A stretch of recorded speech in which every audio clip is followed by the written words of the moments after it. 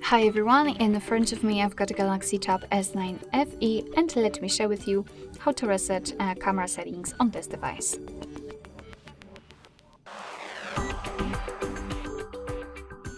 So let's start with opening the camera app, and it does not really matter on which mode you will be because we have to open the general settings.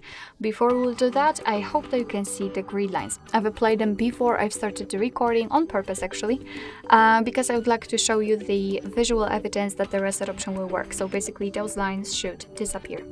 So let me enter the settings, which are right here in this configuration of the device. You will have them on the right hand side. So let's tap on it. And here all we have to do is to scroll down to the very bottom to find the reset settings. Now let's tap on reset. And as you can see, we just got back to the camera automatically, and the grid lines are not visible, which is an evidence that we just successfully reset all camera settings and customization. Alright, so that will be all. Thank you so much for watching. I hope that this video was helpful, and if it was, please hit the subscribe button and leave the thumbs up.